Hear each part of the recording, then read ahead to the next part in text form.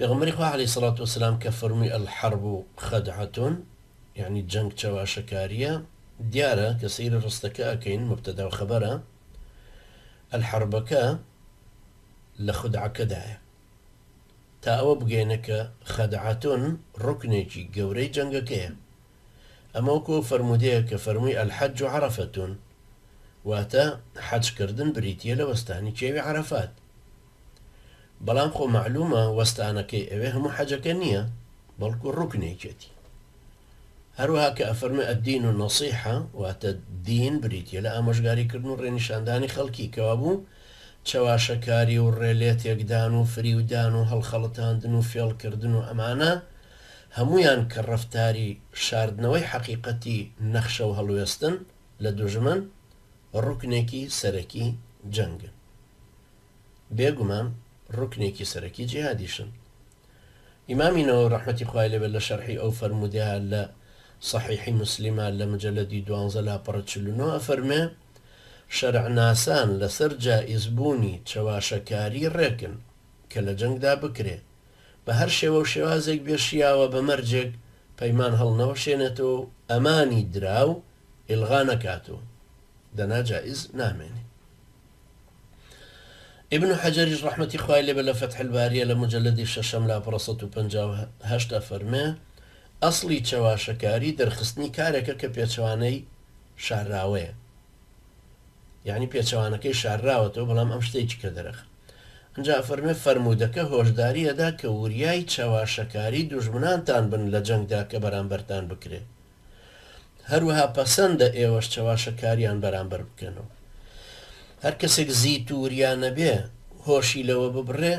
دوور نییە کارەکان بە پێچەوانەوە بە سەریانەکەونەوە نەوەوی فەرموویەتی هەر ئیمامی ابن حەجەر لە ئیمامی نەوەویەوە نەقلی کردووە فەرموویەتی شەرعناسان لەسەر جائزبوونی چەواشەکاری ڕێکن کە لە جەنگدا بکرێ بە هەر شێوەیەک بێ بەو مەرجەی پەیمان هەڵنەوەشێنێتەوە و ئەمانە دراوەکە نەفەوتێن ئیبن العەرەبیش ئەفەرمێ ئەمە هەر ئیبن حەجەر نەقلی کردووە فەرمێت چەواشەکاری لە جەنگدا ئەشێ بە کەمیندانان بێ هەروەکو کە ئەشێ بە قسەی پێچاوپێکی دوومانا بێ فەرمودەکەش ئاماژەیە بۆ بەکارهێنانی چەواشەکاری لە جەنگدا لەوانەیە لە ئازایەتی پێویستتر بێ بۆیەوە لە فەرمودەکە هەموو مانا و ڕوکنێکی جەنگی لەویا کۆ کردوتەوە کە فەرموویەتی الحەج عەرەفە ئیبن المونەیر ئەفەرمێ مانای فەرمودەکە ئەوە گەێنە کە ئەگەر بە چەواشەکاری جەنگەکە ببرێتەوە باشترە لە ڕوبەڕووبوونەوەکە چونکە سەرکەوتنەکە بێ دژواری بەدەست دێ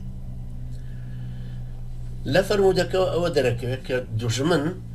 هەوڵەدا بە چەواشەکردنت بگاتە مەبەستی خۆی بۆیە وەکو ئیمامی شەوکانی ڕەحمەتی خوای لەبێت لە نەیل الئەوتار لە مجەلەدی 8 لاپەڕە 57 ئەفەرمێ پێویستە لەسەر مسلمان وریا و بە حەزەر بێ خوا گەورەش فەرمێ ئەیها الەذین ئامەنوا خذوا حذرەکم ئەو کەسانی باوەڕتان هێناوە ئاگاتان لە خۆتان بێت و حەزەر بکەن و هۆشداریتان لە خۆتان هەبێت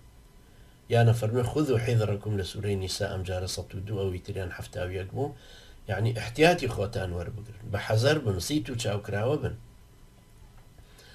جا ئەگەر حاڵی دەوڵەتان و سوپا و مخابەرەتە زەبەرلاحەکان بەرامبەر بە یەکتری وابێ کە هەمویان خیداع و مراقبەی تەلەفۆنی یەکتر و شەبکاتی ئینتەرنێت و ئەجهیزەی دانانی تەجەسوسی لەسەر یەکتر ئەمە مخابرات لەسەر مخابرات دەوڵەت لەسەر دەوڵەتێکە ئەبێ بەرامبەر مسلمانی مستەزعەف و پەرتەوازە چی بکەن بە تایبەتی بەرامبەر داعیە ڕەسەنەکانیان کە کەمترن بۆ ئەوان ئاسانترە توانرە مراقبەیان بکەن کەوا بوو گومانی تیانە کە داعیە ڕەسەنەکانە بێ زیاتر لە هەموو مسلمانێکی تر بە حەزەر بن و ئاگایان لە خۆیان و ڕەفتار و ڕێبازیان بێت چەواشە نەکرێن و ڕانەکێشرێنە دید و هەڵوێستی نەخشە بۆ کێشراوی کوفر خۆیەوە ئەبێ ئەمانی شێوازەکانی چەواشەکاری و بە هەڵەدا بردن بخوێن و